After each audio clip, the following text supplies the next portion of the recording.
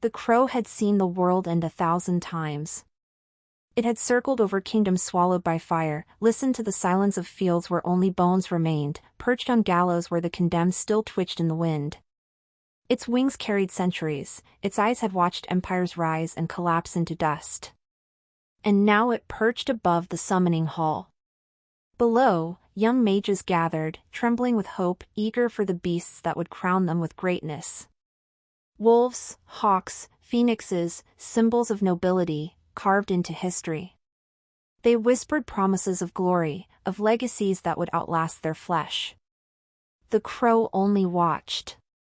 Its shadow stretched long across the marble, a black mark upon the circle of light. It felt the tug of fate, sharp as a hook buried deep in its breastbone. The bond was coming. The laughter would come with it, as it always did. The girl had not yet stepped forward. But she would. The crow knew her name already. Marin. And when the circle flared, it would fall from the rafters and claim her. Not as a gift. Not as a curse. But as a truth too ancient for any of them to understand. My name was called, and my heart plummeted as if the marble floor had opened beneath me. For a moment I couldn't move. I stood among the line of apprentices, my palms slick inside my sleeves, my breath trapped halfway in my throat. They were all staring. Dozens of eyes caught the torchlight like blades, hungry for the next spectacle. Already the hall had seen marvels, an ice wolf with fur white as moonlight, a serpent with scales that shimmered like molten gold, a hawk that set its wings ablaze when it landed. Each summoning had been met with applause, whispers of destiny, envy dressed as reverence. And now it was my turn. I felt it in my bones, that old ache before a storm. The certainty that whatever came for me would not bring glory, but ridicule. Still, I forced my legs forward, one step and then another, until I stood at the center of the summoning circle. The runes carved into the marble pulsed faintly under my boots, as if they recognized my heartbeat, as if they knew what was about to happen. "Steady, girl," the archmage murmured. His voice carried no warmth, only weary patience, the kind reserved for children already expected to fail. But I was not steady. I was unraveling. I closed my eyes as the circle began to glow, and in that darkness I let myself dream. A stag crowned in antlers wide as branches. A phoenix trailing fire across the air. A lion blazing with sunlight. I reached for them with all my heart, begging, bargaining, as though sheer desperation could bend ancient power to my will. The air thickened. The glow behind my lid seared brighter until it painted my vision red. The hum of the circle rose, vibrating through my bones. And then... wings. Not the thunder of an eagle, not the crackling firestorm of a phoenix. Smaller, heavier, a beat that echoed in my ribs. I opened my eyes. From the rafters above, a crow dropped into the circle. Black feathers spilled shadow over marble. Its wings snapped open once, sharp and deliberate, before it settled upon my shoulder. Its claws pricked through my robe. Its eyes met mine, too still, too knowing, as if they had been waiting for me since before I was born. For a heartbeat the hall was silent. Then the laughter began. "A crow?" someone spat, their voice gleeful and cruel. "The shadows claim her." The sound spread, rising in waves. Apprentices doubled over, their voices sharp as broken glass. Heat seared my face. I wanted to sink into the stone, to vanish before their eyes, but I stood frozen, shame burning hotter than fire. The crow did not flinch. It shifted its weight, feathers brushing my cheek, and tilted its head as though mocking them all, mocking me most of all. "Every bond has meaning," the archmage said, but his words were hollow. His eyes slid away from me as if even he could not defend what he saw. Then Caspian spoke, and the laughter sharpened like knives.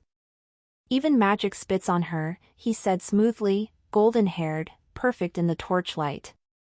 His wolf sat beside him, majestic and still, the embodiment of everything I was not.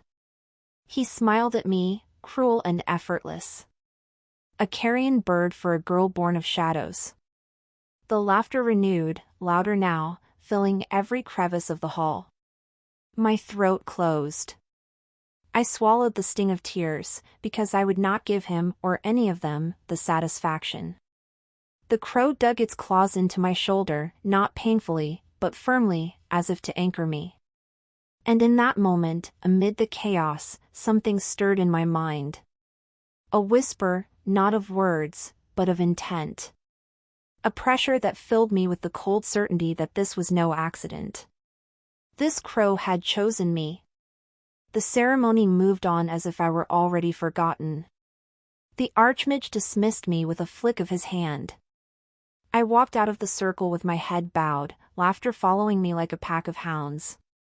But just before I passed beyond the ring of torches, the crow let out a low, guttural caw. It cut through the noise like a blade, silencing them for a heartbeat. The sound felt like a warning. Or a promise. I didn't know which. The crow shifted, feathers rustling against my ear as if it had understood that thought, as if it was laughing at me in its own secret way. I forced my legs to move. The great doors loomed ahead, carved with symbols of fire, storm, and sun, each representing glory I would never claim. My boots rang sharply against the marble as I crossed the last stretch, every step watched, every whisper curling around me like smoke. She should be sent back to the villages, someone hissed. A crow, can you imagine? Another giggled. Useless. Their words cut, but not as deeply as Caspian's silence. He did not need to laugh again. His golden wolf's gaze said enough. When I reached the doors, I pushed them open harder than I meant to. The hinges groaned, the sound echoing off the stone, too loud, too final. Cool night air rushed in. I stepped out, my face burning hot even as the wind bit at my skin. The courtyard was empty. Stars glimmered above the academy's towers, distant, untouchable. I leaned against the nearest pillar, forcing my breath steady, my hands trembling despite every effort to still them.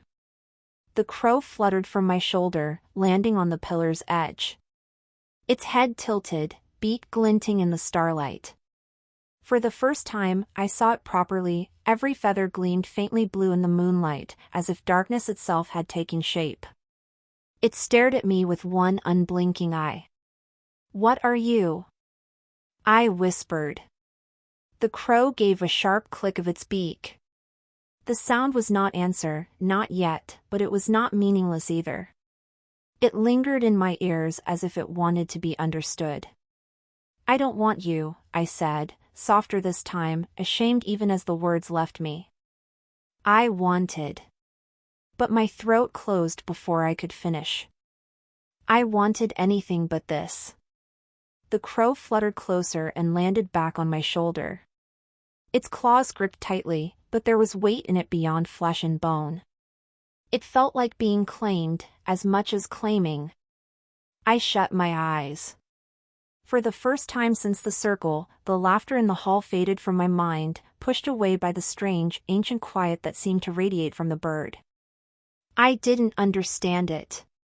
But I could no longer pretend it was ordinary. And as the night wind swept over the courtyard, I thought I heard it again, not aloud, but inside me.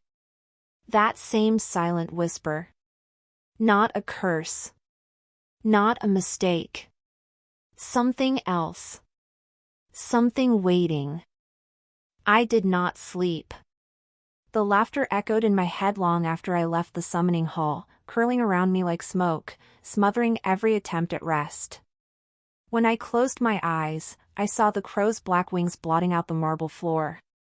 When I opened them, I stared at the dormitory's high stone ceiling, tracing cracks in the mortar by the light of the enchanted lamps that glowed softly in the dark. By morning, I felt carved hollow, brittle enough that one cruel word might break me in half. The dormitory was stirring, other apprentices rising from their bunks, gathering their robes, whispering. I felt their eyes flick toward me and away again, quick and sly, like knives glancing off a whetstone. A crow perched at the foot of my bed ensured I would not be ignored. Its feathers gleamed faintly blue in the morning light, and though its beak remained closed, its presence made my stomach knot. They didn't have to laugh aloud. Their silence said enough. I dressed slowly, deliberately, as if care in folding my robes and binding my hair could build armor against the day. When I finally rose, the crow hopped to my shoulder without invitation. Its claws pricked lightly through the fabric, familiar already, unwelcome yet unshakable. As I stepped into the corridor, voices hushed. I walked past them with my chin lifted, though my pulse hammered in my throat. Whispers stirred in my wake. Crow girl. Cursed. Should have been expelled. Each word dug deeper, but I forced my face still. If I flinched, if I faltered, they would have their victory. The crow tilted its head, eye gleaming, as if amused. The breakfast hall was worse. It was a cathedral of chatter, vaulted ceilings echoing with voices, the scent of roasted bread and spiced porridge drifting from floating platters. Apprentices crowded the long tables, the clatter of cutlery punctuating bursts of laughter. Until I entered. The sound dulled to a low murmur. Heads turned. The crow's black wings drew more eyes than I ever had. I felt heat rise to my cheeks, but I walked forward as though the stairs slid from me like water. I sat at the far end of one table. A space opened around me as though my presence carried contagion. No one joined me. I reached for a piece of bread from the nearest platter, my fingers trembling as I tore it apart. The crow hopped down from my shoulder onto the bench, feathers sleek, watching me with unnerving stillness. A girl across the table whispered something to her friend. Both of them snorted into their cups. I bit into the bread, forcing myself to chew slowly, pretending not to notice. Then the hall shifted. The sound of boots rang sharply against the floor. Murmurs rose in admiration. Caspian had arrived. He moved through the room with the ease of someone born to be admired. His hair caught the morning light, gold shining like flame, his robe perfectly fitted, embroidered with threads that glimmered faintly silver. At his side padded the wolf he had summoned, a creature of ice and silence, its white fur ghostly, its eyes pale blue fire. Every gaze followed them. Even I could not look away. He stopped near my table, just far enough that the crowd could hear him. His wolf's eyes flicked to me, cold and appraising. Caspian's lips curled in a smile that promised cruelty. "Careful," he said, voice smooth and clear. "Guard your scraps. The crow might snatch them from your plates. It is what carrion birds do." The hall rippled with laughter. I clenched my fists under the table. My throat ached with swallowed fury. To rise, to shout, to fight him here would only make me his plaything. So I stayed silent, my jaw locked, while their laughter rolled like thunder overhead. The crow moved. It hopped back to my shoulder and gave a low, rasping sound, half caw, half growl. It wasn't loud, but it cut across the table like a blade. The laughter faltered for a breath. Caspian's smile did not waver. But his wolf's ears twitched. The golden boy turned smoothly away, his admirers following him in a glittering trail, their chatter swelling again as though nothing had happened. I let out a breath I hadn't known I was holding. My bread lay forgotten, a lump in my hand. The crow preened a wing, unbothered. Later, I escaped to the gardens. The academy's stone corridors pressed too close, thick with whispers and smothered giggles. The gardens at least offered air, the scent of lavender and rosemary curling through hedges, the sound of water spilling from a fountain into a marble basin. I found a bench in the shadow of a twisted oak and sat heavily. The crow hopped down beside me. Its feathers caught the sunlight, shimmering faintly blue-black oil upon water. "You're enjoying this," I muttered. The crow cocked its head. Its beak clicked once, sharp. Then, without warning, a voice unfurled inside my mind. Not a sound in my ears. A presence in my thoughts. Enjoying? I've seen kings stumble to the headsman's block. I've watched empires choke on their own ashes. Your little schoolyard jests are less than dust to me. I jerked upright, my breath catching. You spoke. Finally noticed. The voice was dry, brittle, sharp as flint. Neither male nor female. Ancient. I stared at the bird. You're in my head. Of course I am. Where else would I roost?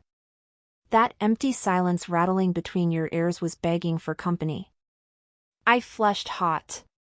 You're insufferable. The crow fluffed its feathers, looking entirely pleased. And yet you cannot escape me. We are bound. That is what you wished for, isn't it? A companion? A protector? A beast to stand at your side and frighten away your enemies? Not like this, I whispered. My throat was tight. Not you. The crow's eye caught the sunlight, flashing silver. And yet, it was always going to be me. The word sank deep, cold as stone. I turned my face away, staring at the fountain where water trickled endlessly into the basin. You're mocking me. Just like the others. They laugh because they do not see. I mock because I do. The crow hopped closer, so near its beak almost brushed my hand. Its voice curled through me like smoke. You think you were humiliated tonight. I tell you this, humiliation is nothing. Laughter is nothing. There are cruelties in this world that would turn their stomachs sour and curdle their laughter on their tongues. I have seen them. You will too. A shiver traced my spine. I wanted to deny it, to shove the bird away, to tear free of its talons on my mind. But I couldn't. Something in its words rang with the weight of truth. Why me? I whispered. The crow clicked its beak again, sharp, deliberate. Because you are not like them. And because you will not break. I stared at the bird, my breath caught. For once, it did not tilt its head or mock me. It simply stared back, unblinking. The sun had climbed higher when I finally stood. My shame still burned, but beneath it flickered something else. A spark. A thread of defiance. Let them laugh. Let Caspians sneer. The crow had chosen me. And whether it was curse or gift, I would not bow beneath their scorn forever. The training grounds of the academy sprawled wide beneath the pale morning sky, a square of stone cut with runes that glowed faintly, humming with words designed to catch the wild spells of foolish apprentices. The smell of ozone lingered in the air, the taste of old magic that never quite faded from this place. Today was the day we would learn the first lesson every mage dreamt of, to channel magic through our familiars. I stood at the edge of the yard, my crow perched like a dark crown on my shoulder. It shifted once, talons pressing through the fabric of my robe as if to remind me it was there, unblinking, waiting. Around me, the other apprentices had clustered into little knots of laughter and whispers, their familiars padding or fluttering close, wolves, hawks, cats, even a sleek serpent coiled around one boy's arm. Each bond was a mark of pride. Each bond was a promise of greatness. Except mine. Form up, barked Magister Corvin, the tall instructor who oversaw our early studies. His cloak swirled as he strode to the center, the silver thread of arcane sigils glinting along its hem. His wolf, a creature larger than any natural beast, padded beside him with eyes like shards of amber. You will begin by attempting the simplest of channelings, he said. Draw upon your familiar. Shape a spark of flame, a shield of light, a whisper of healing. Nothing more ambitious. Remember, your familiar is not a tool but a vessel. Its essence magnifies yours. Treat it with respect, or you will both pay the price. Murmurs rippled through the crowd, a mixture of excitement and nerves. Caspian was called first, of course. He strode forward as if the ground itself had been laid for him, his wolf padding at his side like a shadow he commanded. He placed his hand on its fur, closed his eyes, and in an instant a wall of frost erupted from the stone floor, glittering in the sunlight. Gasps of awe, then applause. Caspian bowed slightly, golden hair catching the light. His eyes, sharp and smug, flicked toward me. One by one, the others followed. A girl with a hawk sent a bolt of lightning cracking across the runes, the air buzzing after it vanished. A boy with a fox conjured fire that danced like a playful spirit. Each success chipped at me, each burst of magic gnawed away at the hollow inside my chest where pride should have been. And then, inevitably, it was my turn. Raven, Magister Corvin said. His voice was not unkind, but it carried the weight of inevitability. I stepped forward. My crow tilted its head, one eye glimmering like obsidian in the morning sun. The whispers began behind me, soft but cutting. The crow girl. Watch her curse the stones. Perhaps the bird will croak her spell for her. Heat burned my cheeks. I knelt, pressing my fingers to the rune-carved stone, and tried to remember the Magister's instructions. Focus.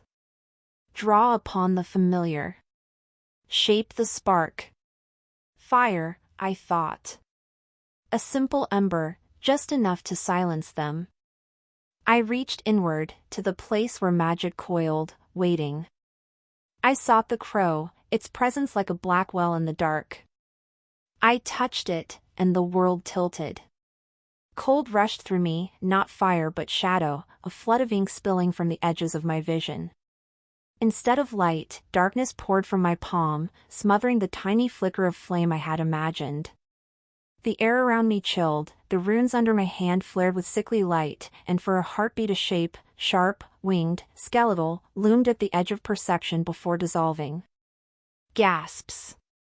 A few students laughed nervously. Someone muttered, cursed. The darkness collapsed, leaving only silence and my crow, ruffling its feathers as if nothing had happened. Well, Caspian said loudly, stepping forward with a smirk. She can't even conjure a spark without drowning it in darkness. Perhaps the crow wants to feast on our corpses already. Laughter rippled across the yard. Not all joined in, some looked uneasy, but the sting was sharp all the same. I clenched my fists, my throat thick with words I could not speak. And then... Pathetic, said a voice, low and dry, curling in my skull like smoke. I froze. My eyes darted to the crow. It blinked once, feathers gleaming, as though nothing unusual had occurred. Pathetic, the voice repeated, sharp as a beak striking bone. You reach with trembling fingers and wonder why the fire flees you. Clumsy child. You, my whisper barely made it past my lips. Are you speaking to it? Caspian jeered. Careful, Raven, don't let the crow teach you how to caw. The laughter redoubled. My humiliation was complete. I bit back a retort, shut my eyes, and snarled in my thoughts, then tell me, if you're so wise. Tell me what to do. Silence. Then, a rustle of wings inside my mind. Do not reach for fire. Fire is not yours. Let the shadow guide your hand, as it guided mine long before your line drew its first breath. The words thrummed with something ancient, heavy, dangerous. I swallowed hard, braced myself, and tried again. This time I didn't imagine flame. I let the crow's presence wash over me, cold and vast. Shadows coiled at my fingertips, gathering into a single shape. When I opened my eyes, a feather lay in my palm, obsidian black, sharp as glass, glinting with an edge of impossible light. Gasps again, but this time there was no laughter. Only silence. The feather dissolved in an instant, smoke unraveling into the air, but the mark had been made. Even Caspian's grin faltered for a heartbeat before he sneered again, though the sound of it was thinner than before. Magister Corvin cleared his throat, his expression unreadable. Raven. Your path will not be like the others. It will be difficult. It may be dangerous. But it is yours. His gaze lingered on the crow, then on me. Dismissed. I walked back to the edge of the yard with my heart hammering, shame and pride warring in my chest. The others whispered, some with fear, some with fascination. Caspian shot me a glare sharp enough to cut. When the lesson ended, I fled the yard, the crow silent on my shoulder. It wasn't until I reached the quiet of the north garden, where the ivy grew thick against the walls, that I dared to whisper. What was that? The crow clicked its beak, then tilted its head toward me. The beginning, it said. And then, after a pause, patience, little mage. Patience. Its laughter echoed in my mind, low and unsettling, but beneath it I felt the faintest spark of something else, power, waiting, patient as the grave. And for the first time, I didn't feel entirely cursed. The garden became my refuge in the days after that lesson, though even there I could not escape the echoes of laughter that followed me like phantoms. Everywhere I walked in the academy halls, whispers trailed behind. Crow girl. Cursed feather. Dark bond. Each word stung, yet I wore them like armor, because to falter was to let Caspian win.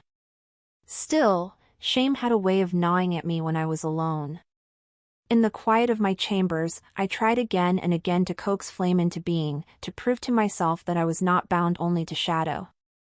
Each time, fire sputtered and died, drowned beneath a surge of cold that poured through me like winter's breath. My crow sat on the sill, head cocked, watching. On the third night, when my temper broke and I hurled a candle across the room, its voice coiled into my mind again. You are wasting yourself, little mage. I'm trying to do what they do. I hissed, clutching my hair in both hands. I'm supposed to learn fire, light, shields, simple spells. Not, I gestured at the faint wisp of darkness that still lingered around my fingertips, curling like smoke. Whatever this is. The crow's feathers shivered, black ripples against the moonlight. What this is, it said slowly, is older than their shallow tricks. Fire burns, light blinds, shields break. But shadow endures. It bends, it waits, it consumes. It is the memory of the world when the first flame died. And you, foolish child, belong to it. The words made my skin prickle. I don't belong to anything, I snapped. Not to shadow, not to you. The crow laughed, if it could be called laughter. A dry rattle, the sound of brittle bones struck together. And yet you called me. You bound me. Do you think accidents birth bonds such as ours? I faltered, heart skipping. What do you mean? But it did not answer. Its eye gleamed once, catching the sliver of moonlight, before the silence pressed heavy again. The next day, Magister Corvin summoned us for another round of exercises. I dreaded it, yet I went, because to hide would be worse. We gathered in the training hall this time, a chamber whose walls shimmered faintly with ward light, the air charged with anticipation. The others clustered together, laughing, boasting of their successes. Caspian stood at the center of one knot, his wolf lounging beside him, tongue lolling as though it shared in its master's smugness. His eyes found me immediately, and his lips curled. Still carrying the corpse bird, Raven, he drawled. Careful. It might rot on your shoulder before the week is out. Laughter rippled, cruel and easy. I bit the inside of my cheek and kept walking. Corvin silenced them with a raised hand. Today, you will attempt to weave your familiar's essence into defense. Any fool can summon flame. The measure of a mage is how they endure the flames of another. At his signal, pairs of apprentices stepped forward, familiars braced, spells clashing and dissolving harmlessly against the wards. Shimmering barriers of frost, radiant shields of light, gleaming walls of flame rose and fell. Each success sent a little stab of doubt deeper into me. And then, at last, I was called.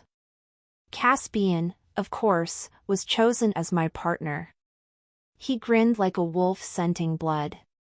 Try not to collapse too quickly, Raven. I wouldn't want the ashes of your crow staining my boots. I raised my chin, though my pulse thundered. His wolf growled low, ice already forming around its paws. Begin, Corvin commanded. Caspian moved first, a shard of ice streaking across the floor toward me.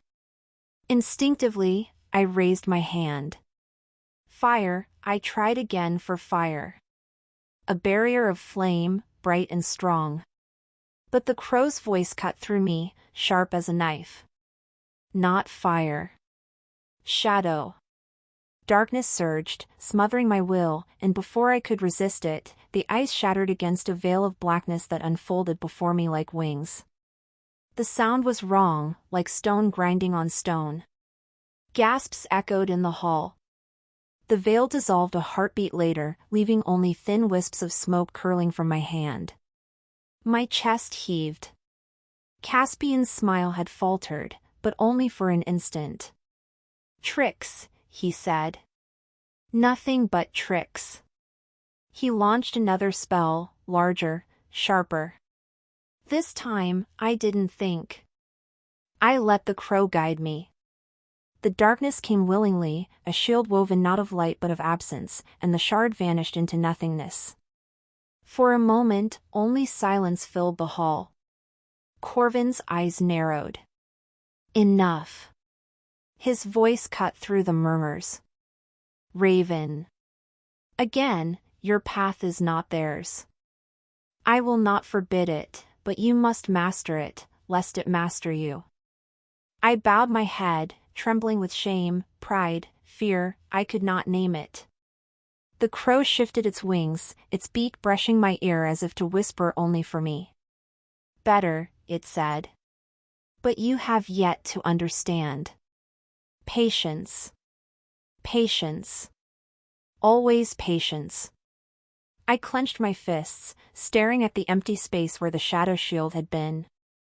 A question gnawed at me, burning hotter than Caspian's scorn or the other's whispers. What exactly had I called into this world when I summoned a crow? The academy had always hummed with whispers, but since the training hall, they seemed to hum louder whenever I passed. The walls carried them like echoes, the stairwells caught them and twisted them until I couldn't tell if they came from lips behind me or from the stones themselves. Crow girl.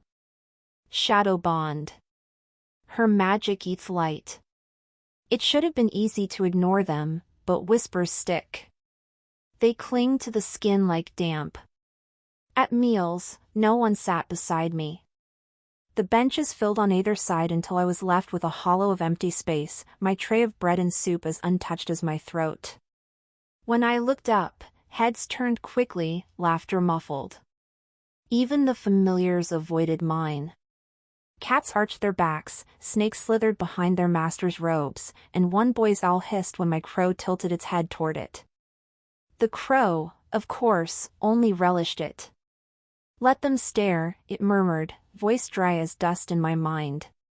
Fear is worth more than friendship. Fear is clean. I don't want their fear, I muttered into my soup. I just want, I stopped, realizing I didn't know what I wanted. Respect? Normalcy? To disappear? The crow chuckled, the sound rasping along my bones. You want them to kneel. You just don't know it yet. I slammed my spoon down, earning a glance from the far end of the table. Be quiet. It did not answer, but I felt its satisfaction pulsing against my thoughts. Caspian made certain no day passed without his voice cutting me open. He was clever with it, never crude, always just sharp enough to leave blood. When we studied glyphs, he leaned over his page, whispering loud enough for his friends to hear. Careful, Raven. Don't smudge the ink, it might crawl off the parchment. When familiars were fed, he tossed a bone to his wolf, then looked at my crow. Do you eat carrion, or just dignity? When instructors passed, he bowed his head in false politeness. We mustn't provoke her. She might summon more shadows and swallow us whole. The laughter that followed him was always worse than the words. I hated him for it, but worse, I envied him.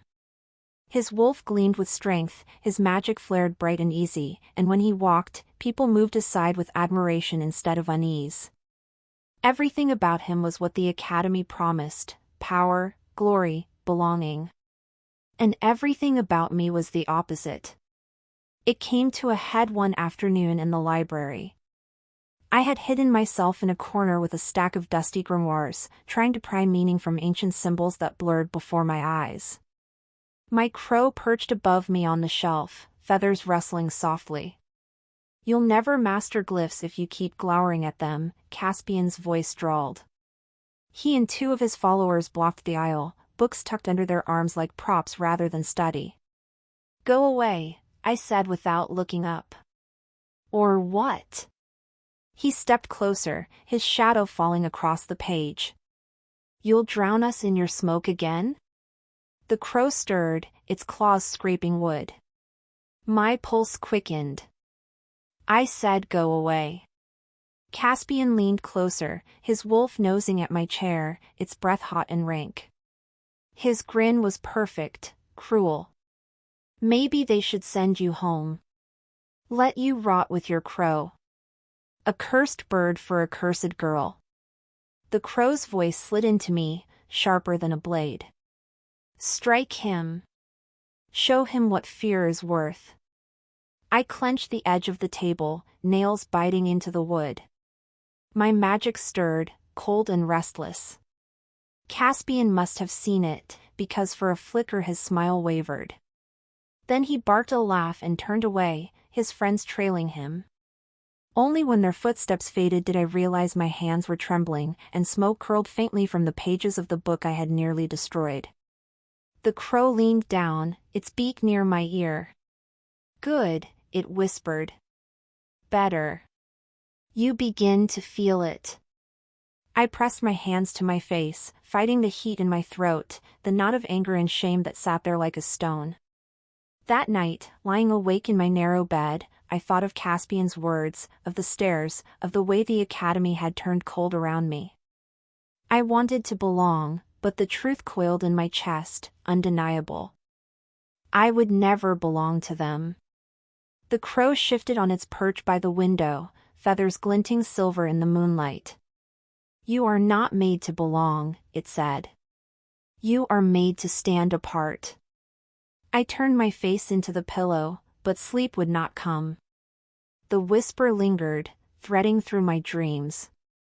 The day began like any other, bleary eyes, half-eaten bread, instructors barking lessons with little patience for tired hands.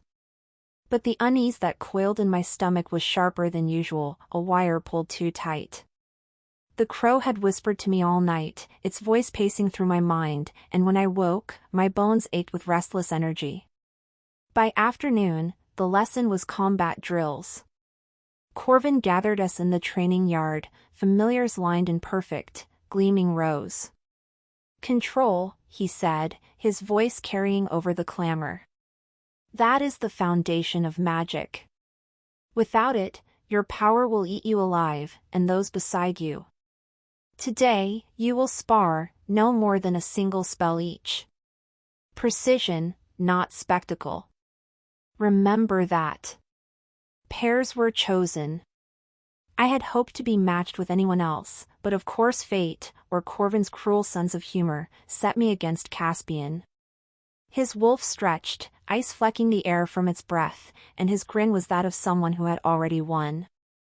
The crow shifted on my shoulder. At last, it murmured, eager. Let him taste what he fears. I clenched my jaw. Just don't talk, I whispered. Caspian raised his hand, and a spear of frost crystallized from the air. With a flick of his wrist, it flew. I braced, reached, and the shadow came, too fast, too strong. It tore out of me in a surge, not a shield but a storm. Black tendrils erupted across the stone, snuffing the light from the runes, devouring the frost spear until nothing remained. The tendrils didn't stop. They lashed outward, curling around Caspian's legs, clawing up the wolf's fur. Screams erupted around the yard. Students stumbled back. Raven! Corvin's voice cracked like thunder. Stop! But I couldn't. The shadows pulsed with my heartbeat, answering some primal part of me. Caspian's smirk was gone, his eyes wide as the tendrils pulled tight. His wolf snarled, teeth snapping, but the darkness only writhed tighter. More, the crow whispered, its voice low and sweet. Let it break him. Let it break them all. No, I gasped, shaking, trying to reel it back, but the shadows fed on my anger, on the memory of his words, his laughter, the weeks of humiliation. I saw fear in his face, real fear, and some awful part of me thrilled at it. Then Corvin moved. His wolf lunged, jaws snapping, and light flared from his staff, searing through the tendrils. The shadows shrieked as they burned away, smoke filling the air. My knees gave out, and I collapsed onto the stone. When the smoke cleared, the yard was silent. Caspian staggered back, pale, his wolf pressed close at his side. Students clung to the walls, staring at me as if I had become something monstrous. Corvin's gaze fixed on me, stern and searching. Your magic is out of control, he said. Until you master it, you are a danger to this academy. Shame crashed over me, cold as water. I wanted to vanish into the stone. Instead, I lowered my head, trembling, my crow's weight still heavy on my shoulder. It bent close to my ear, voice like a caress. Do you see now? They fear you. And fear is power. I shut my eyes, but the truth was already there, burning in the dark. They did not expel me, though I almost wished they had.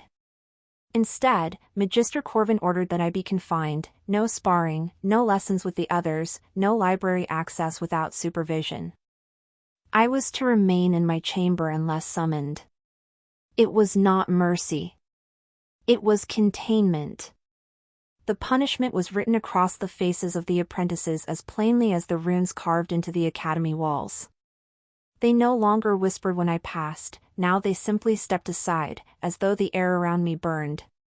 Benches cleared without a word at meals, eyes darted away if mine lingered too long, and even familiars growled or hissed at the shadow perched on my shoulder. Walls will close tighter, the crow croaked one night as I sat by the window, staring at the courtyard below where the others laughed and dueled. They fear you now. Fear turns men into wardens faster than chains ever could. I hugged my knees to my chest. I don't want chains. I don't want fear. I just wanted to belong. The crow's feathers rustled, soft as falling ash. Belonging is the language of sheep. You are not sheep. Then what am I? My voice cracked, almost a plea. Its beak tilted, obsidian gleaming in the lamplight. You are a shadow among children who play with sparks. They will cage you, or they will kneel. The choice will not be theirs. I buried my face in my arms, hating the way its words burrowed into me, hating more that a part of me believed them. The days blurred. I read what books Corvin allowed, though their spells of light and fire slipped useless through my fingers. I tried to sleep, though dreams brought only suffocating wings and laughter that dissolved into screams. I ate little. Caspian passed my door once, his voice low but deliberate enough to carry. Locked away like a danger. Fitting, isn't it? His wolf's claws clicked on the stone, a sound like nails on my ribs. I pressed my back to the wall and didn't answer. At night, when the academy hushed and the torches guttered low, the crow spoke most often. Its voice was always there, curling in the cracks of silence. They will not forgive you. They will not forget. You can either rot in their cage, or you can sharpen your wings. Stop, I whispered, covering my ears as though that could shut it out. You called me, it reminded me gently, a shadow's lullaby. And I came. You wanted power, even if you lie to yourself. All I offer is what you already reached for. I pressed my head to the cold wall, a single truth heavy in my chest. I was alone. Alone except for the crow. And it was waiting. Sleep would not come. It never did, not fully. The walls of my chamber felt too close, too heavy, as though they listened for every breath I took. The silence gnawed at me worse than whispers ever had. It was near midnight when the crow stirred upon the sill, its feathers drinking in the moonlight. Still you cling to their silence, it murmured. Still you wait for them to forgive what they never will. I rolled over in my narrow bed, my throat dry. And what should I do? Just become what they already think I am? A curse in human skin? The crow tilted its head. You are a blade they tried to dull. Do you wish to rust, or do you wish to cut? My chest tightened. You sound like you want me to damn myself. I want you to wake. The words lodged in me like a splinter. I sat up, heart pounding. The moonlight poured pale across the stone floor, stretching my shadow thin. The crow's eyes burned like cold stars. Stand, it said. I did. My knees trembled, though not from fear alone. Close your eyes. Call to the silence, not with your lips, but with the part of you they already fear. I swallowed, clenching my fists. And if nothing happens? Then you will have proven them right, that you are nothing. But I do not think you are nothing, Raven. The name, spoken in its voice, cut through me like glass. I closed my eyes. The silence pressed close, thick as velvet. Somewhere deep inside me, a shiver stirred, a pulse I had buried under years of lessons in light and flame that never obeyed me. I reached for it, tentative, as one might reach into water in the dark. The room chilled. My skin prickled. Behind my closed eyelids, I saw movement, not of light, but of shadow. A coil of black mist rose from the floor, curling toward me like smoke with purpose. I gasped and my eyes flew open. The mist recoiled, then slithered back, hesitant but real. The crow's voice purred with something like satisfaction. There. The first cut. You are no longer asleep. I stumbled back, pressing against the wall. What is that? It is you. The piece you tried to strangle because they told you it was wrong. The piece that answers when I call. The shadow mist lingered at my feet, brushing my ankles like cold silk. Terrifying, beautiful. I shouldn't, my voice broke. If they find out. They already hate you. The only thing worse than being feared, Raven, is being harmless. Learn. Take what they would never give you. I will show you how. I stared at the shifting dark, my heart a storm. The choice stood before me, as stark as iron bars, remain caged, or step into the unknown. Slowly, Trembling, I reached out my hand toward the waiting mist. The crow never let me rest after that night. Every evening, once the halls of the academy quieted and the other apprentices drifted into dreams, it began again. Rise, it would croak softly from the sill, and like a puppet to its thread, I obeyed. The hours before dawn became hours, the room transformed into a private sanctum, the shadows my unwilling companions. At first, the darkness resisted me. It coiled and snapped like a wild thing, slipping through my fingers when I tried to shape it. I cursed beneath my breath, sweat dampening my collar, while the crow's unblinking stare needled me. You said it would answer, I hissed one night, the mist dissipating into nothing for the third time in a row. It does answer, the crow replied evenly. But you speak with hesitation. Shadows will not serve the timid. You must cut, raven, not scratch. I'm not timid. Then prove it. I clenched my fists, forcing the words of dismissal from my head, words of caution the magisters had drilled into me since childhood. Do not meddle with forces you do not understand. Light protects. Dark devours. But the dark was already in me, wasn't it? I exhaled slowly, opened my hands, and reached not outward but inward. The chill surged up my spine like water rushing into a broken dam. This time the mist did not vanish. It thickened, black as ink poured into the air, curling into a tendril that hovered before me. My heart lurched. I did it. The crow's feathers ruffled in satisfaction. At last. Tentatively, I moved my hand. The tendril mirrored me, snaking side to side. It was like moving an extra limb, unnatural yet intoxicating. I laughed under my breath, a sound half disbelieving, half triumphant. Then the mist wavered, collapsing into nothing as fatigue struck me like a blow. I fell to my knees, gasping. Every cut draws blood, the crow reminded me. But the scar makes you stronger. I pressed trembling hands to the floor, sweat cooling on my neck. Exhaustion bit deep, yet beneath it thrummed something I had never felt before, not shame, not failure, but power.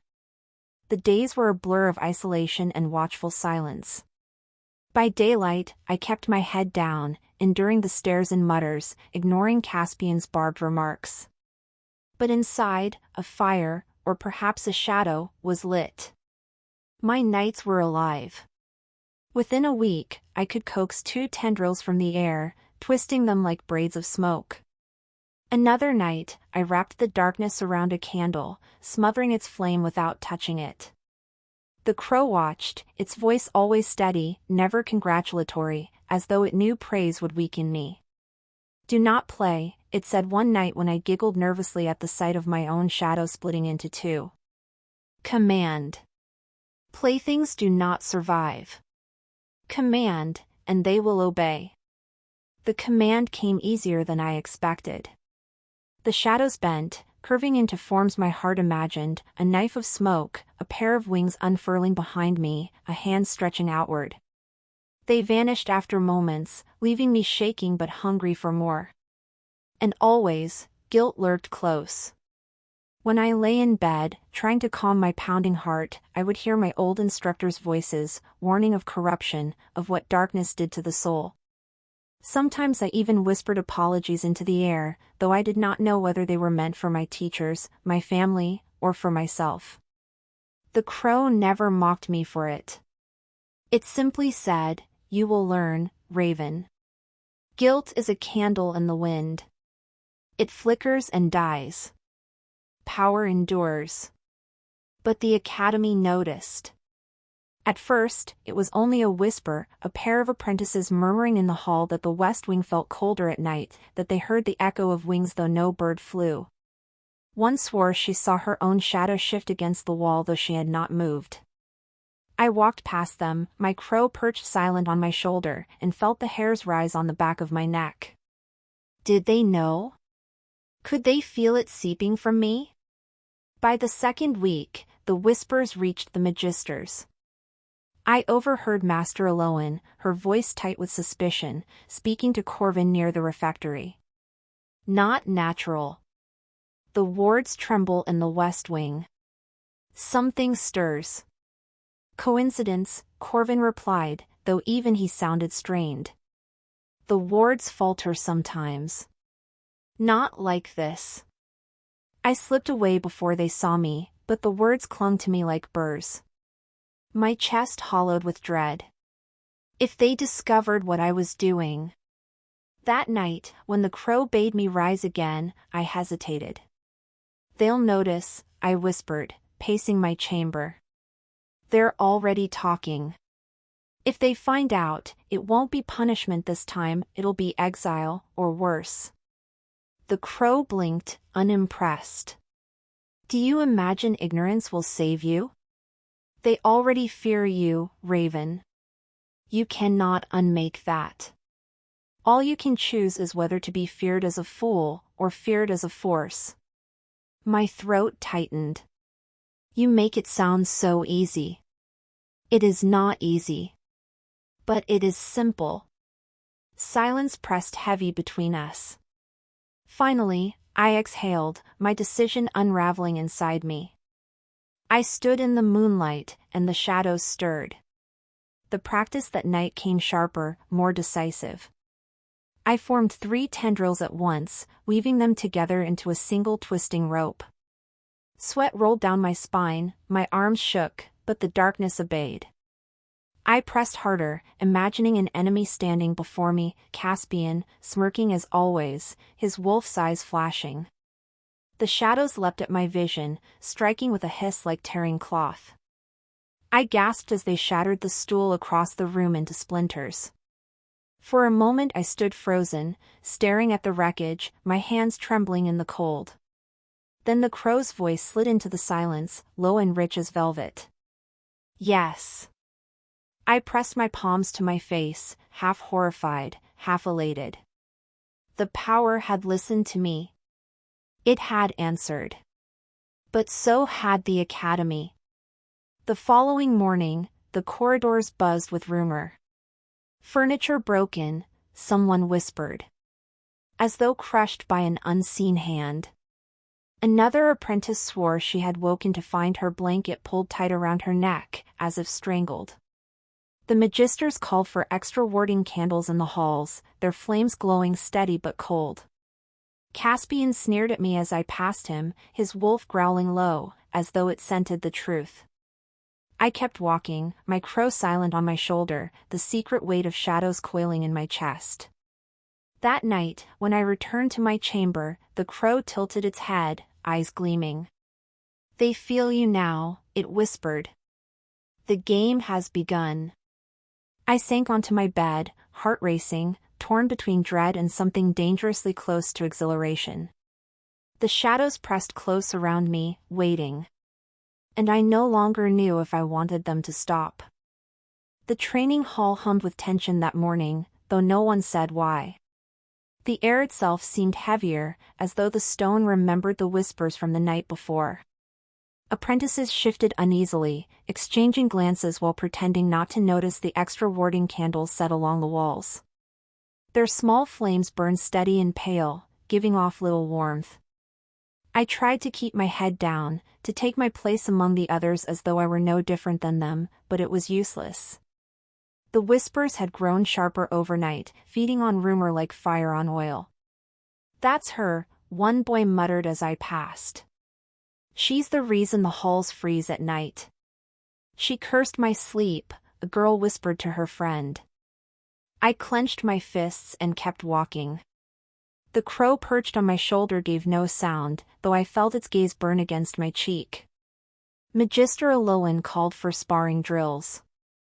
Today, we test your control, she said, her voice clipped. Precision before power, always. Pair off. Pairs formed quickly around me, bodies angling away, as though proximity to me might draw the shadow into their skin. Only one stood facing me directly, with the kind of smile that belonged to a wolf circling a cornered rabbit. Caspian. Looks like we're partners, he said smoothly, his hand stroking the dark fur of his wolf, whose eyes gleamed yellow in the dim light.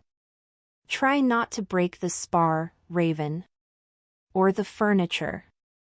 Snickers rippled through the room. My ears burned, but I lifted my chin. Don't worry, Caspian. I won't need furniture to beat you. His smirk deepened. Brave words, from someone who needs a crow to whisper them. The crow shifted on my shoulder but stayed silent. My heart hammered. This was exactly what I had dreaded, exactly what I had craved. We squared off in the ring. The floor was etched with glowing runes that would contain the duel, shielding the spectators. Caspian bowed with exaggerated grace, and I gave a stiff nod in return. Begin, Eloin commanded. Caspian moved first. Fire flared at his fingertips, quick as breath, forming into a whip of flame that cracked toward me. I dodged, the heat licking my cheek, and raised my own hand. Light shimmered weakly at my call, flickering against my palm before sputtering out. Laughter bubbled from the sidelines. Pathetic, Caspian said, sending another lash of flame. Still can't muster what the rest of us learned years ago. I ducked, teeth clenched. He was right, every spell I had studied, every incantation drilled into me, faltered. The magic that was supposed to belong to us all rejected me. But not the other magic. Not the one I practiced in secret. The crow's voice slipped into my mind, soft and steady. You don't need their fire. Use what answers you. No, I whispered under my breath, stumbling back as another whip seared past. Not here. Here is exactly where. The room blurred around me. Caspian advanced, his wolf growling low as though savoring the hunt. Fire hissed and snapped. My panic surged, then tipped into anger. I reached inward. The shadows leapt. It happened before I could think. Dark tendrils burst from the floor, curling like smoke given muscle.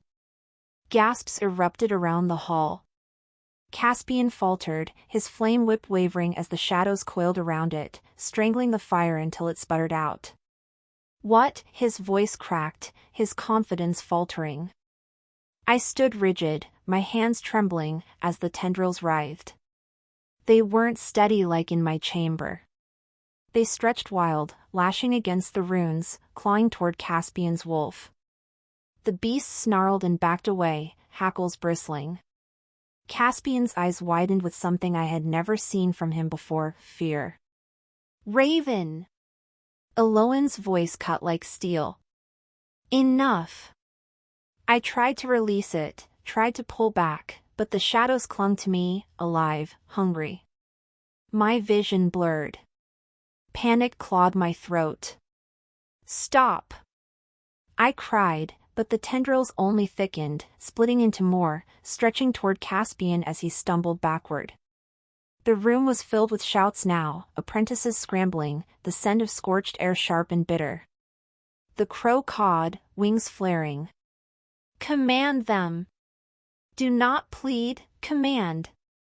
I clenched my teeth, forcing the words out through raw fear. Back! The shadows froze. For one suspended heartbeat, the entire hall held its breath. Then the tendrils recoiled, collapsing in on themselves like smoke devoured by wind. The floor cleared, leaving only the cracked runes and Caspian panting, his wolf snarling at his side. Silence followed. Dozens of eyes fixed on me, wide and pale. Caspian's expression twisted from fear into fury, his humiliation igniting hotter than his fire had. You, he spat, pointing a trembling finger. You cursed thing. You could have killed me. I didn't, my throat tightened. I tried to stop. She lost control, another apprentice whispered. She didn't lose control, someone else countered, their voice dripping with dread. She called it. Eloan strode into the ring, her face hard as stone. Her hand cut through the air, silencing the murmurs. Enough. Raven, your chambers. Now. I stood frozen, trembling.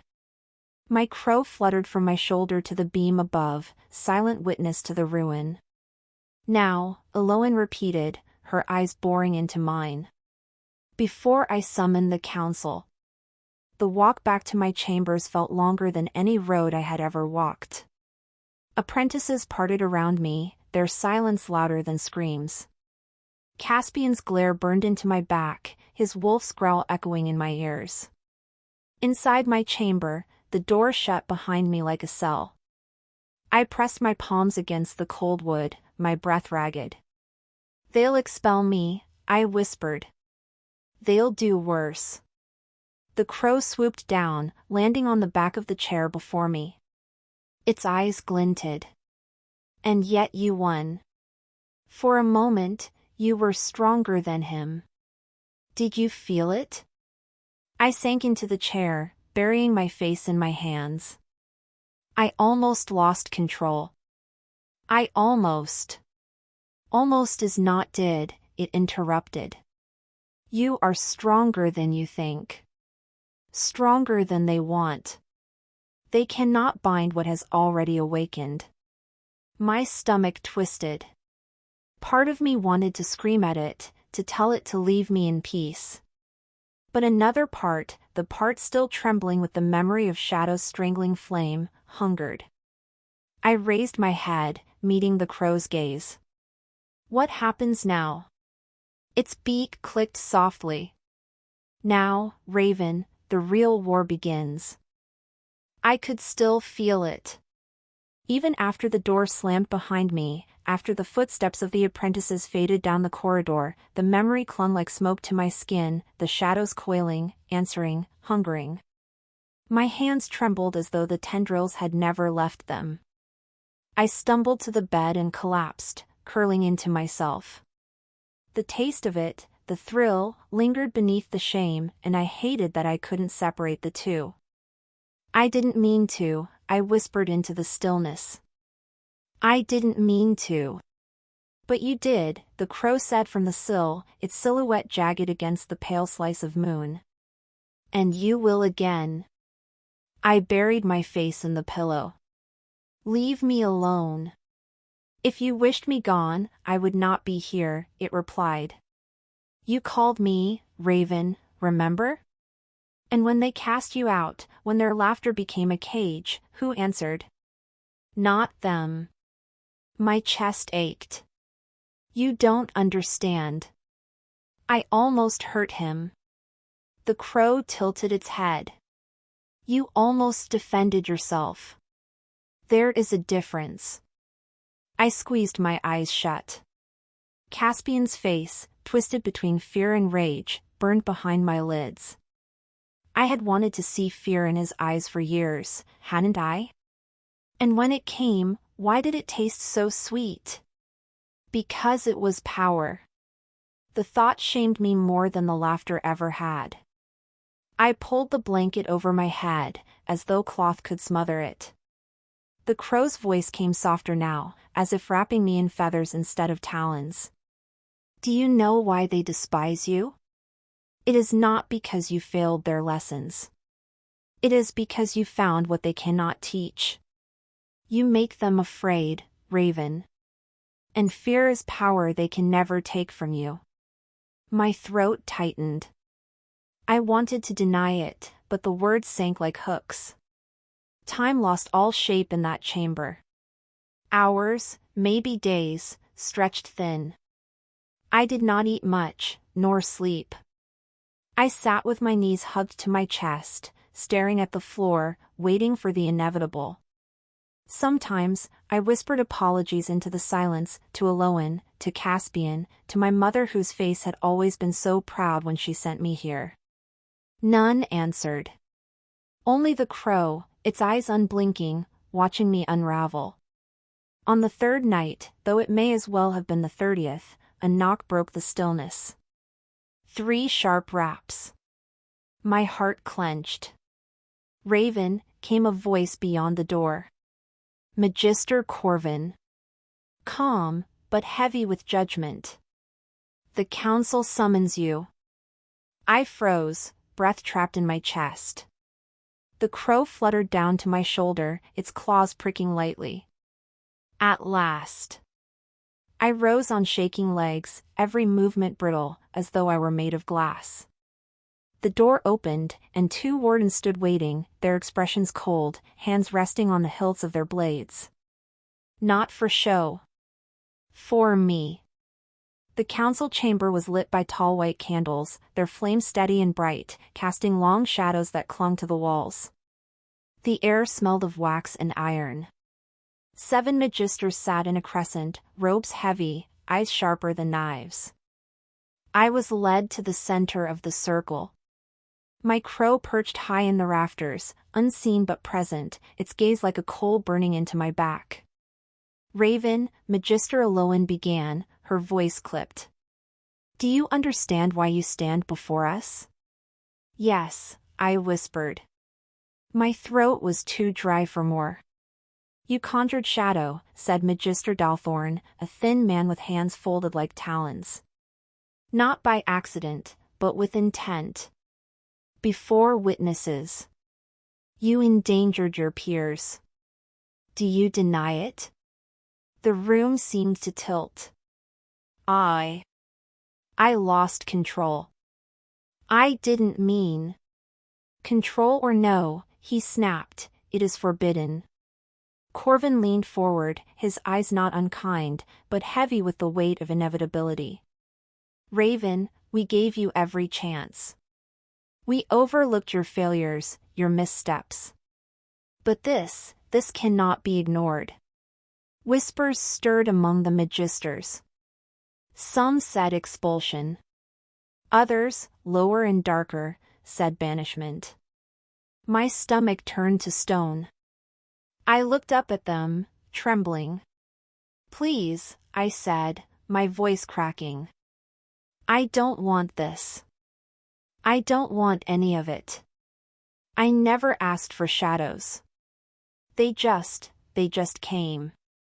Aloan's expression flickered, softer for a heartbeat. Then her voice was iron again. But you answered them. Silence pressed heavy as chains. From above, the crow's voice quilled into my mind, soft enough that only I heard. Begging will not save you. They have already written your fate. Raise your head, Raven. Meet their eyes. I clenched my fists. What will you do to me? The magisters exchanged looks. Dalthorn spoke first. Exile would be mercy. To allow her into the world, tainted as she is, would be to risk unleashing corruption. Another, a woman with hair white as frost, countered, but death would be waste. She is still a child. What she touched may be sealed. A third voice cut across them. Sealed power festers. You know this. The debate swirled, voices sharp, verdicts clashing. My head spun. The only word I could cling to was death. The crow's voice slithered again. See how quick they are to kill what they fear. And still you would call them teachers? My nails dug into my palms. The magister spoke of me as though I weren't even there, as though I were an object to be disposed of. A weapon, a curse. Not a girl. Not Raven. At last, Corvin raised his hand. The chamber fell quiet. This council is not yet decided, he said.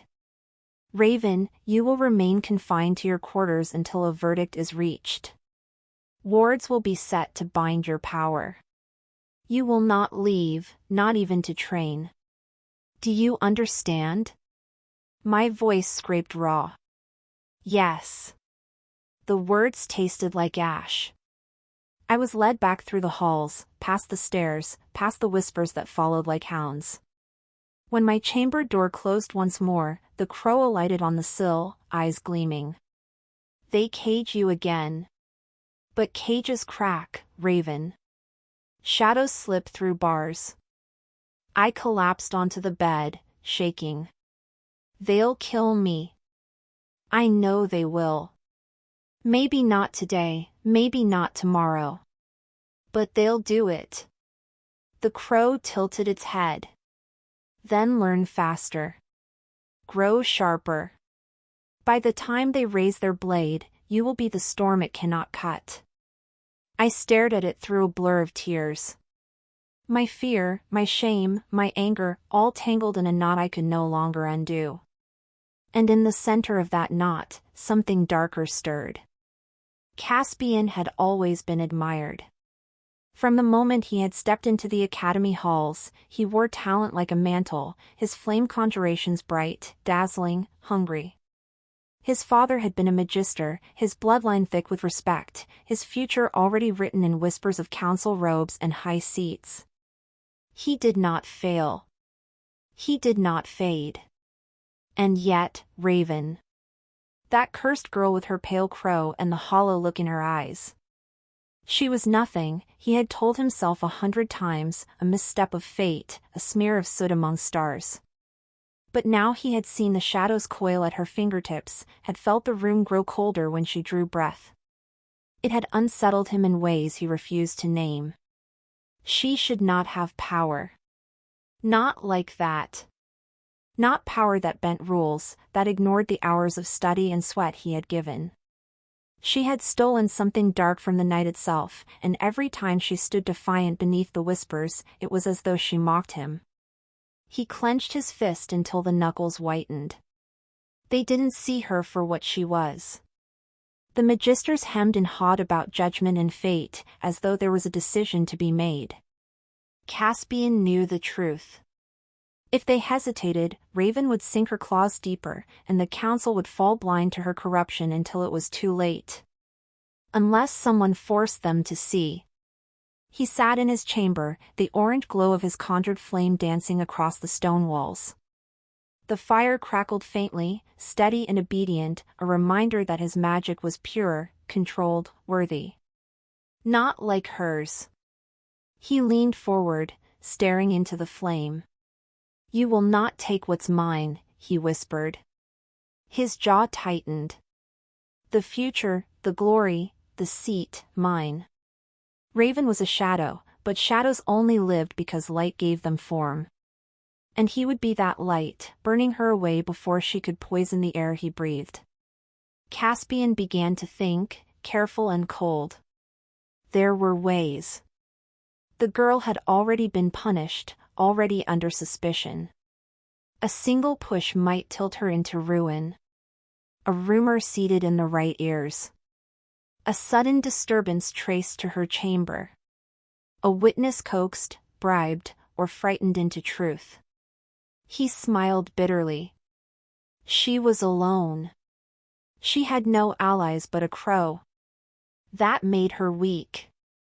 But hatred wasn't enough. He would need proof, or at least something that would smell like it. The magisters were cautious, cautious to the point of blindness. They would not condemn her without cause. Fine.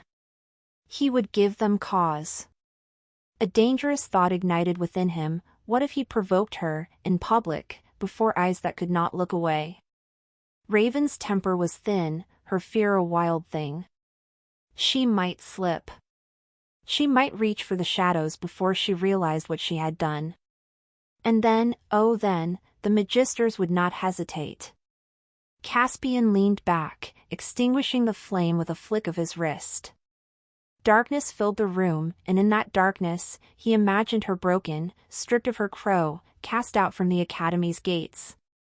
But part of him wanted more. Not just her expulsion. Her destruction. A voice inside whispered, "If the council falters, then you must strike." The thought shivered down his spine, hot and intoxicating. Caspian's lips curled. "I will, if I must." Because this academy was his world, his inheritance. And Raven was a thorn in his flesh. No thorn survived once the flesh began to fester. He would pluck her out, no matter the cost. The summons came at dawn. 2 wardens in silver-threaded robes knocked hard upon my chamber door, their expressions carved from stone. "The council calls," one said, as if I were not already awake, sitting on the edge of my bed with my crow perched heavy on my shoulder. I followed them through the academy's cold corridors, every step echoing like a judgment already spoken. Students parted as we passed, whispering behind their hands. Some stared, wide-eyed, others smirked knowingly, as though they had been waiting for this moment since the day my crow first beat its black wings. The Hall of Judgment loomed like a cathedral of stone and silence. Pillars twisted with runes towered toward a ceiling I could barely see, and the great table of the Magister stretched before me like the edge of a cliff. 12 seats. 12 robed figures, their faces lit by pale morning light slanting through narrow windows. I bowed stiffly, though my knees wanted to give out. "Raven," Magister Alolan intoned, her voice carrying the weight of centuries. "You stand accused of practices that threaten the balance of our craft. The council will hear your words before judgment is rendered." My throat tightened. I could not look away from them. I did not choose the crow," I said, my voice trembling but clear. "It chose me. And I did not seek the shadows, they sought me. I have tried, gods, I have tried, to master the lessons you gave me, but none of them fit. Only this answers me." A murmur rippled across the chamber. One of the magisters leaned forward, brows furrowed. "You admit, then, to practicing shadowcraft?" "I admit," I forced out, "that I cannot help what moves inside me. If I do not learn it, it will consume me. Better it be guided than left to fester." Silence pressed down, thicker than stone. From her place at the table, Magister Alolan's gaze softened, but beside her, stern-faced Magister Varro narrowed his eyes. Convenient words. Many have burned for less. My crow shifted, feathers brushing my cheek, as though it alone stood against the weight of their judgment. Outside the chamber, beyond the carved double doors, Caspian lingered in the shadows of the antechamber. His arms crossed, his expression schooled into gravity. A pair of younger students stood near, whispering about the trial, until Caspian leaned close, his voice low, sharp as a knife. "You know she slips from her chambers at night," he murmured. "You've seen it. Tell the wardens, truth or rumor, it matters little. The council must know what kind of darkness she keeps." The students hesitated, wide-eyed. Caspian's lips curved in a smile, patient and venomous. "Do you want her shadows creeping through your doors at night? Better the council hears from you than learns later you stayed silent." They swallowed and nodded, already poisoned with doubt.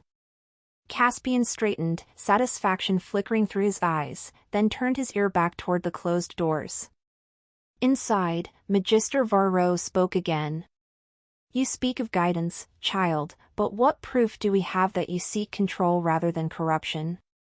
Already disturbances have been noted in these halls. Unnatural cold, whispers in the stone, flickering wards. Tell us, can you deny their cause?" My mouth opened, but the words froze. I could deny it, could fling the lie like a shield, but the truth gnawed too deep. Every midnight lesson with the crow still clung to me, shadows that had wrapped around my hands like lovers' fingers. "No," I whispered. My voice cracked in the vast chamber. "I cannot deny it." The weight of the council pressed harder, their silence louder than flame. The crow dug its claws gently into my shoulder. "Stand," it murmured, though no one else could hear. "Do not crawl before them. You are more than their pity." But I felt small, so small. Caspian's smile outside the door widened. The students he had seeded with poison were already whispering to the wardens, feeding them half-truths that would grow like thorns. Soon, the council would hear, and Raven's own hesitation would be her noose. Magister Lowen spoke, her tone colder now, as though distance had been forced upon her. The council must deliberate. You will be confined until judgment is passed. Leave her to the wardens. My heart lurched. Confined. Judgment. Like a criminal. Like a witch awaiting the pyre. As the wardens moved to seize my arms, the crow's feathers brushed against my jaw, its voice low, velvety, endless. Do not despair. They may cage you, but the night cannot be caged. I will teach you still. And for the first time, I felt a flicker of defiance burn through the shame. They locked me in stone. The chamber was narrow and bare, little more than 4 walls and a slab of cold marble that served as a bed. A single barred window opened to the gray morning sky, its light too thin to offer warmth. When the door slammed shut behind me, the echo rang like a sentence already passed. I pressed my back against the wall, my breath quick and shallow. The silence was worse than the whispers, worse than Caspian's smirk, worse than the magister's long, unreadable stares. Here, alone, there was nothing to drown out the roar inside my own head. What if they burn me? The thought slid in, unbidden. I had seen it before, a girl 2 years older, trembling, her hands bound, dragged through the courtyard. They called her witch, traitor, corrupter. I remembered the fire and her scream. My crow hopped down from the sill where it had settled, wings folding close, eyes bright in the gloom. It tilted its head, as if amused at the tremor in my hands.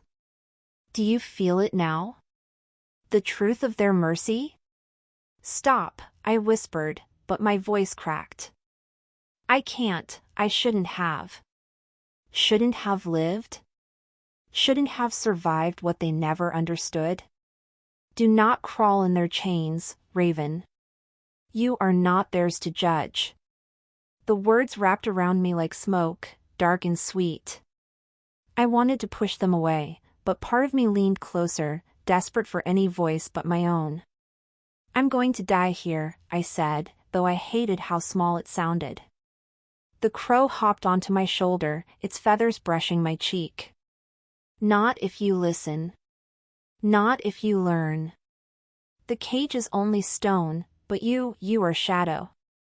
Stone cannot bind shadow. I closed my eyes. The walls pressed tighter, heavy and suffocating. And beneath my skin, I felt it again, that quiet thrum, that pulse of night waiting just beyond my reach. I had touched it in secret, coaxed it in whispers, but never here, never in chains. What if I lose myself? You are already lost, child. Better to be lost with power than lost and powerless. Reach. My hand trembled as I lifted it. The air in the chamber thickened, a chill coiling through the stones. From the corners of the cell, shadows stirred. Not ordinary shadow, not the pale smear cast by the window's bars, but deeper, richer, alive. They rippled toward me like black water seeking its river. My chest heaved. They touched my fingertips, cool and electric, and I felt something inside me unclench, as if this was the first breath I had truly taken in years.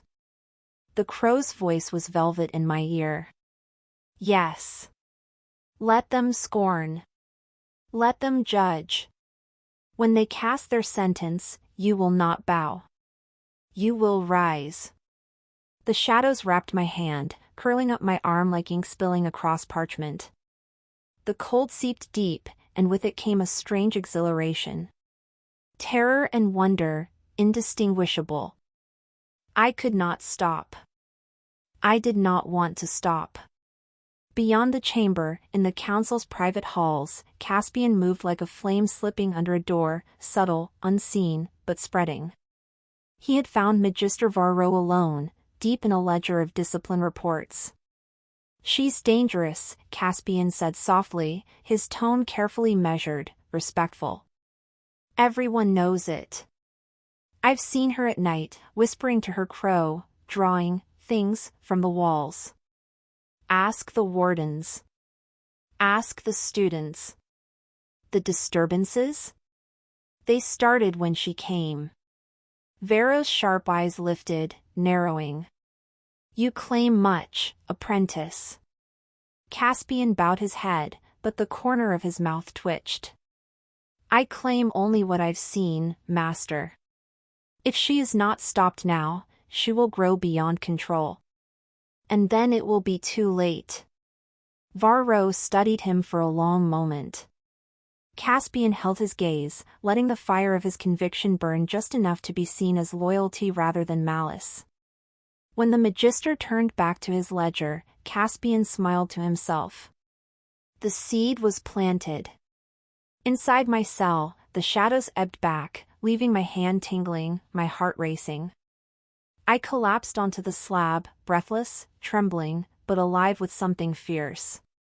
The crow perched above me, its voice a low murmur.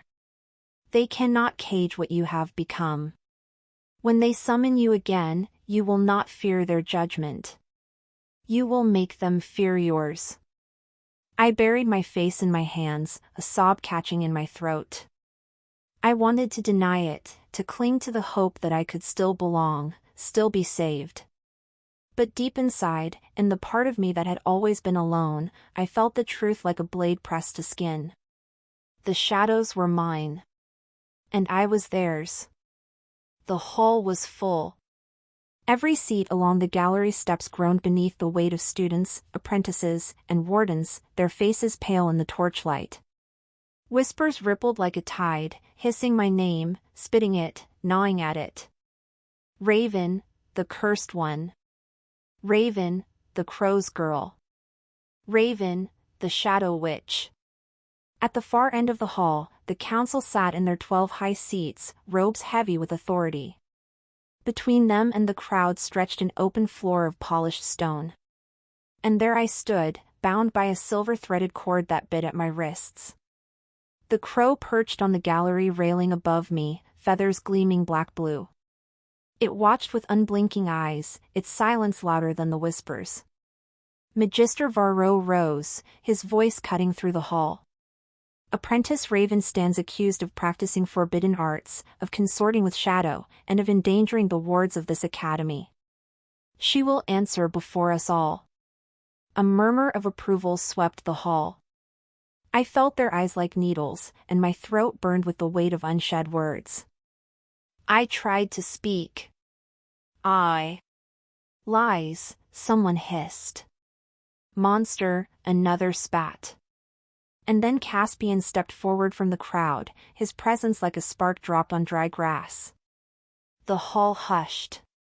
He looked every inch the model apprentice, golden hair tied back, his robe neat, his flame-bright eyes burning with righteous conviction.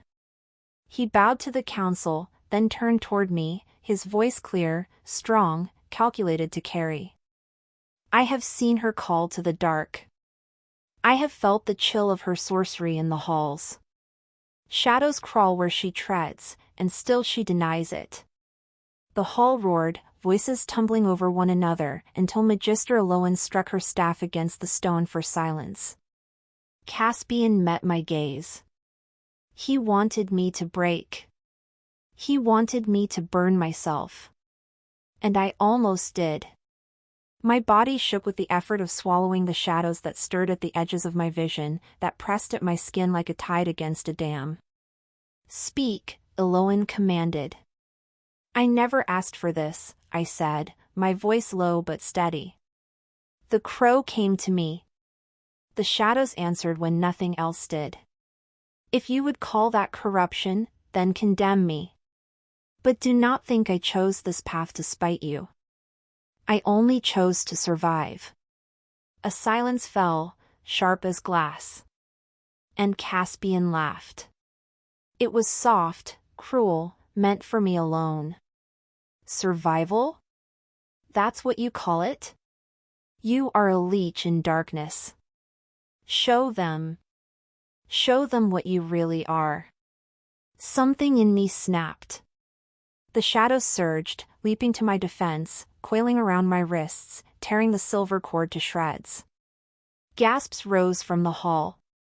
The air dropped cold, frost spidering across the polished stone beneath my feet. Caspian raised his hand, conjuring fire with the ease of breathing. The torches guttered as his flames swelled, golden and hungry. "See," he cried, his voice triumphant. "She does not deny it. She is already lost." And then he hurled the flame. I raised my hand without thought, shadows wrapping my arm like armor. The fire struck and split against the dark, hissing, sputtering, smearing heat across cold mist. The crowd screamed, scattering back. The duel began. Caspian's flames roared brighter, spinning like a whip of molten light. He lashed it across the hall, driving me back toward the council's dais. Heat seared my face, but the shadows answered my fear, rising higher, coiling like smoke into a shield. "Burn!" Caspian shouted, fury cracking his voice. He thrust both arms forward, fire exploding into a storm of embers. The shadows swallowed them whole. Power surged through me, wild and intoxicating. I threw my arm wide, and darkness whipped outward like a blade. Caspian staggered, his robe sliced at the sleeve, his skin singed as he stumbled back. His eyes went wide, not with fear, but with hatred that bordered on madness. "You'll destroy us all," he spat. His flames writhed hotter, white at the core, and the wards of the hall shuddered under the strain. The crow shrieked above us, its voice splitting the air. "Finish him!" My heart thundered. I could feel it, the temptation, one more surge, one more lash of shadow, and Caspian would fall. His fire would gutter, his arrogance snuffed, his hatred silenced forever. The council shouted, voices lost in the chaos. Students fled the galleries as the wards cracked, the air quivering with heat and cold. Stone groaned. And there I stood, the shadows burning at my fingertips, the crow urging me on, Caspian's face twisted in fury, begging for me to destroy him. But somewhere deep inside, a different voice whispered, "Choose." The shadows screamed for blood. They curled up my arm, shivering with hunger, begging to be loosed, to strike Caspian down where he stood. His flames were faltering, his chest heaving, sweat streaking his perfect face. One final lash and I could end him. The crow's voice hissed in my ear, velvet sharp with command. "Finish him. Prove them right. Prove them wrong. Claim what is yours." I raised my hand higher. The hall trembled. Every eye was fixed upon me. And in that moment, I saw them not as magisters or rivals or whispering mouths, but as people, afraid, flawed, desperate to control what they did not understand. I saw Caspian not as my executioner, but as a boy clawing at the shadow of his own fear, consumed by the need to shine. And I saw myself. Not a curse. Not a victim. Not a weapon. Just a girl who had survived, and who could choose whether to become the very monster they expected. I lowered my hand. The shadows recoiled, writhing in frustration, but I let them go. They slithered back into the corners of the hall, leaving the air sharp with silence. The crow shrieked once, furious, then fell quiet, its dark eyes narrowing. Caspian stared at me, chest rising and falling, his fire sputtering until only smoke lingered. His lips curled in disbelief, not victory, not defeat, but something hollow. Magister Aloan rose, her staff striking the stone. "Enough." Her voice cracked through the silence. "This duel ends here." The council murmured among themselves, some fearful, some astonished. Vero's glare burned into me, but even he could not deny what he had seen. I had chosen restraint, where darkness urged ruin. They could cage me again. They could exile me, condemn me. But they could never again make me bow. Because I had already won. That night, I sat alone in my chamber, the crow watching from its perch. It said nothing, though its silence was sharp, accusing. I touched my hand, where the shadows had coiled, and whispered to myself. I will not be your blade. I will be my own. The crow tilted its head, but did not argue. For the first time, I felt the truth of it settle deep. Power is not in the magic itself, fire, shadow, or light. Power is in choice. In refusing to let fear or hate decide who you become. And that, my friends, is Raven's tale. A reminder for all of us, in this world and ours, that what defines us is not the names others give us, not the chains they try to wrap around us, but the choices we make when power tempts us to destroy.